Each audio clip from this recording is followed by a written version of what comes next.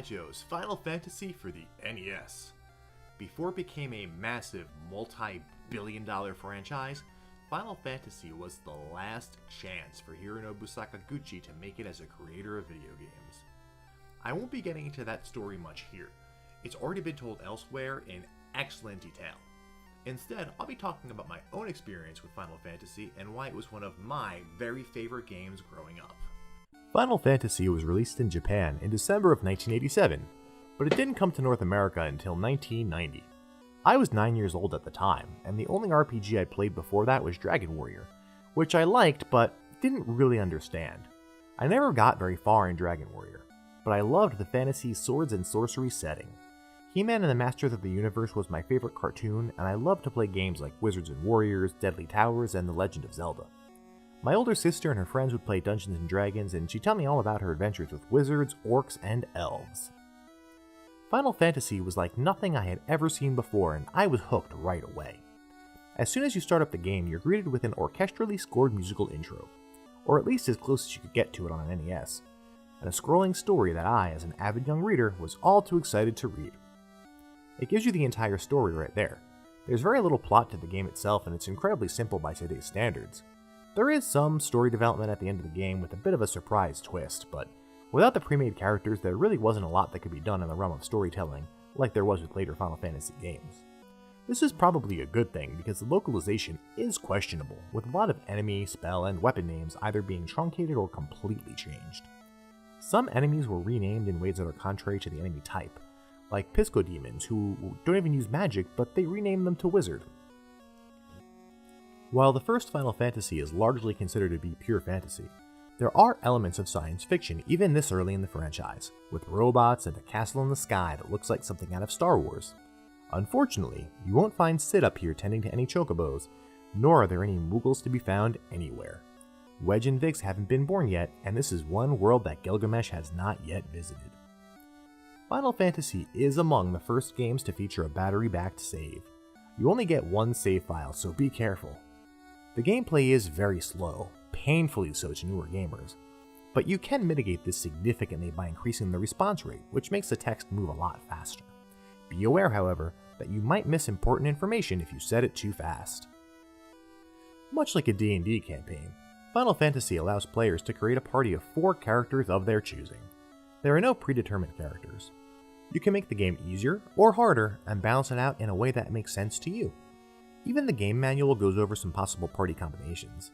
Your party can consist of any 4 warriors of light, the powerful fighter able to protect the other party members while taking very little damage himself, the black belt, a martial arts master who can pummel his foes with his fists and does the most damage of any character in the game, the white mage, healer and cleanser of the undead, the black mage who can destroy legions of enemies with his powerful elemental spells, the red mage, a jack of all trades yet master of none who can wield swords and cast both white and black magic, to a degree. Or the completely useless thief who doesn't do much damage but seems to be pretty good at running away from battle. You could even choose multiples of the same class if you want. The classic party has always been fighter, black belt, white mage, and black mage, as suggested by the excellent Nintendo Power Strategy Guide, which was an absolute must-have.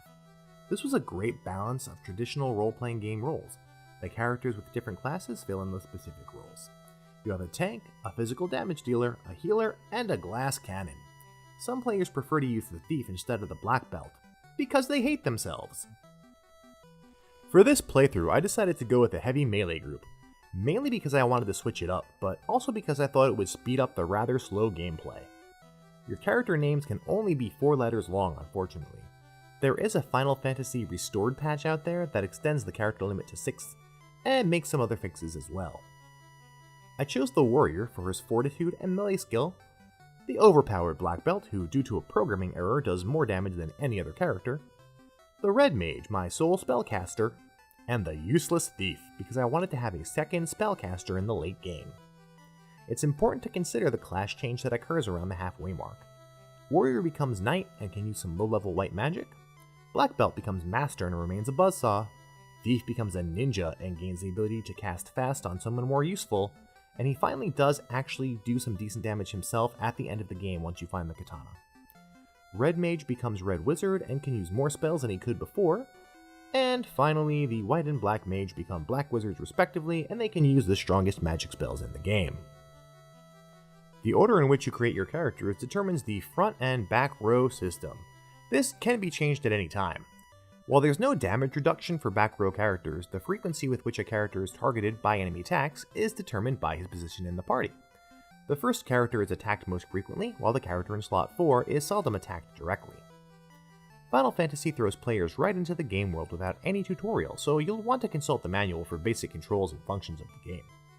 You do have a town and castle right in front of you when you start the game, and the NPCs actually give you decent guidance. If you want to play this organically and without a guide, it's totally possible to get all the guidance you need just from NPCs. You'll notice these towns are very large, much larger than any towns that came before, with lots of shops and NPCs to talk to. The menus are definitely much more tedious to navigate here. Using potions to recover your party's hit points is a chore. Equipment and other items are kept in 2 separate inventories, and each character can hold up to 4 weapons and 4 pieces of armor. This gets very annoying when you're in dungeons because your inventory becomes full. The 4 armor slots also aren't hard assigned to any given piece of armor, so if you want to use an accessory like the ribbon or the pro ring, which become vital in the late game, you have to use an equip slot that might have otherwise been used for a gauntlet, a shield, or a helmet. There's also no dual wielding or holding a weapon with 2 hands. Each character can equip 1 weapon. The other slots can be used for weapons that cast spells when selected with the item command in battle. This is particularly useful in the late game when running out of potions and magic points is inevitable. There's only 1 kind of healing potion, and you can only carry 1 stack of 99, so they only recover 20 HP each. As you make your first shopping trip, you'll find that the shops are also pretty tedious. You can't simply buy a stack of potions, you have to buy them one at a time. A turbo controller can help expedite the process. Bear in mind that you can only sell your excess weapons to a weapon shop or excess armor to an armor shop. The armor and weapon shops do not reveal any weapon stats or who can use them, and you won't learn who can learn a spell until you try to give it to someone who can't use it. You can't skip these shopping trips either, preparation is a must. Dungeons are extremely unforgiving, and failing to prepare means certain death. There are no save points, and you can't rest up before fighting the boss. You have to save up your HP and MP for the big showdown. Magic points are not pulled from a pool here like other role-playing games, instead they use a traditional pen and paper system, where each spell has a level, and each level has a number of magic points that increases as the character levels up. You can carry up to 3 spells at each level. For example, you may have only 3 level 3 magic points. This means that you can only cast a spell from that level 3 times before resting at an inn or using a house. There's no way to recover your MP when you're in a dungeon. Resting also saves your game, and there's no other way to save. You have to either rest at an inn or use a tent, cabin, or house. There's no Phoenix Downs here either. White mages can use a spell to return a fallen party member to life, but if you don't have a life spell or you run out of magic points, you have to drag your deceased comrade back to the clinic to be revived. In the Japanese version, these were churches, but this was changed in the US due to Nintendo of America's strict rules against including any religious images in their games. There's no easy way out of the dungeons either. Most of the time, you'll have to walk back or use a precious magic point to cast the exit spell. You'll want to have a map handy because there's no minimap in the dungeons or in the overworld. You can press B and select to view a world map, and that's the only map you get. Luckily, the cartridge comes with maps, and the Nintendo Power Guide lays everything out for you. Most brutal of all, the final dungeon requires you climb 7 floors, defeat all 4 fiends, and finally face chaos with no opportunities to rest in between. When a fiend is defeated, it does not disappear from the game world. If you step on the tile again, you have to fight it again. Whenever you receive a new weapon, either by purchasing the weapon or finding it in a chest, the only way to see if it's better than your old weapon is to check your character's stats, equip the new weapon, then check them again. Character stats on the status screen are meaningful in this game, a trend that sadly seems to have disappeared in recent years. Everything here tells us about the character's attack, defense, magic power, and resistances. Unfortunately, the intelligence stat means nothing, yet another bug that makes all casters equally powerful. These stats also determine the effectiveness of enemy attacks that cause dangerous statuses like Paralyze or Stone, and also influence the RNG checks that are going on during battle to determine whether a party member recovers from specific ailments. Some ailments like Paralysis, Stone, and Poison are extremely dangerous and can wipe out your party in no time. Some enemies even inflict instant death. Poison and Stone both persist after battles, and if they're not remedied quickly, they severely damage your party. I feel like the tone of this video is coming off a little negative, and I want to reinforce that this is one of my favorite games of all time. I'm comparing it to newer games a bit to give you a feel for just how hard and unforgiving this game can be.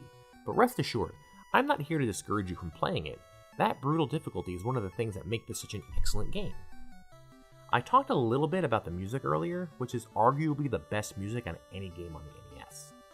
As close to an orchestral score as PSG can possibly get, the soundtrack is composed by the legendary Nobuo Uematsu, and it really set the stage for amazing adventures. Epic in scale, somber when needed, and always pushing forward the sense of wonder and adventure. Uematsu's music is one of the highlights of Final Fantasy.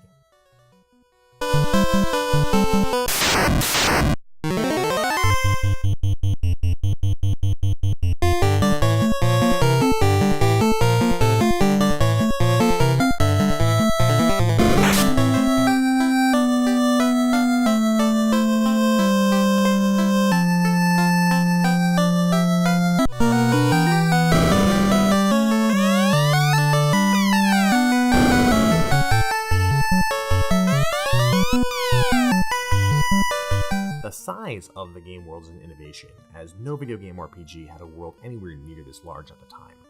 There are 4 continents that can be traversed by foot, in a canoe, by sea, or even by air. While Phantasy Star came close, nothing had quite this much scope in terms of the game world and how it's explored. The battle layout was revolutionary in the way it displayed all 4 player-controlled characters on screen and lined up against the enemy character models. Player characters step forward and swing their weapons or shoot magic from their hands, features never before seen in a turn-based role-playing game battle. Message windows appear below the action to tell the player what's happening. Preemptive strikes or ambushes are possible, and turns are taken based on stats rather than simply following a predetermined line. It's still pretty primitive. All character types have the same command menu even if they don't use magic. Potions can be selected from the drink menu, and item shows your currently equipped weapons and armor that you can use in battle to cast certain spells. If a character targets an enemy that has already been removed from battle by another warrior, the attack returns an ineffective message instead of connecting with the next available target. Warriors can attempt to run away from battle individually, but if they are successful, the entire party flees. This is supposed to be determined by level and agility, but that's also bugged. You can't choose whether to target a single target or all targets with a spell. Each spell has a predetermined target. You can face up to 9 monsters of various types in a single encounter. Their HP is not displayed and you cannot use a spell to reveal it. Many normal enemies are very tough, even in the overworld. You'll definitely need to do some grinding here and there, but the game mostly keeps you busy enough that you don't have to drop everything for very long. All characters level up at the same rate but do not receive experience points if they die or are turned to stone. Kicking off the traditions that the franchise would eventually become known for, there is a secret minigame you can play when on the ship, a simple sliding numbers puzzle, and one optional super boss, the incredibly powerful Warmech, who can wipe out your party in one turn if you're unlucky enough to encounter him unexpectedly. While I was making this video and looking into some trivia about this game, I was really surprised to find out just how many bugs there actually are. Clearly a project with such a large scope probably should have had more than one programmer.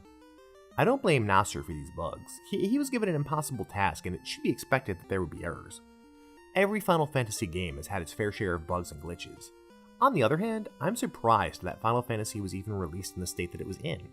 There are several spells that do absolutely nothing, and players would unknowingly spend gold in the spell slot on these spells not knowing any better. Many weapons are supposed to have special effects or elemental properties, but the flag that turns this on was never actually coded into the game. Running, intelligence, critical hit rate, and the black belt's damage are all calculated incorrectly. My best guess is that they just didn't have adequate time or staff to test for bugs before releasing the game. After all, this was going to be Square's last game. It was going to save the company or bury it, so I imagine at this time their resources were very sparse. I think Square delivered to the market the best product that they could at the time. It's a pretty short game. With a guide, you can complete the game in about 10 hours. It's no surprise, knowing what we do today, that Final Fantasy was a big hit. Sakaguchi got to live his dream of making video games, and his ideas yielded decades of hit titles. The original is so celebrated that it's been re-released 17 times as of the recording of this video. There's a version on the MSX computer with greatly improved graphics and sound, but unfortunately the gameplay is very slow and choppy. Since then it was remade on the WonderSwan Color, and that remake itself was then ported and remade again for the PlayStation, Game Boy Advance, PSP, Mobile, Wii Virtual Console, PlayStation Store, iOS, Windows Phone, Android, and Wii. The original version is available today on the NES Classic. Before I wrap this up, I want to reinforce that this is by no means intended to be a negative review of Final Fantasy. On the contrary, the sometimes brutal difficulty and almost survival game qualities of it are what makes it the greatest game of all time. A difficult challenge is the most satisfying one to overcome, and the overall slow pace of the gameplay can be sped up without too much effort. Bugs and all, it's still a lot of fun to play. The bugs and the poor localization are kinda just part of its charm. Furthermore, this game will always have a very special place in my heart, because it's the first RPG that ever really pulled me in, and it's the first NES game that I ever finished. Finally, it's the beginning of a love of the franchise that persists to this day. I hope you've enjoyed this video. Please subscribe and help this channel grow. If you really want to help, like and leave a comment. And if you really, really want to help, share it with your friends. The more views, likes, and comments this video gets, the more likely it is to show up in recommended, and it'll get a higher rank in the search results. I need all the help that I can get. If I can get enough views and subscribers, I can make videos more often, and I can spend more time on them and make better videos. Thanks again for watching, and until next time, game over!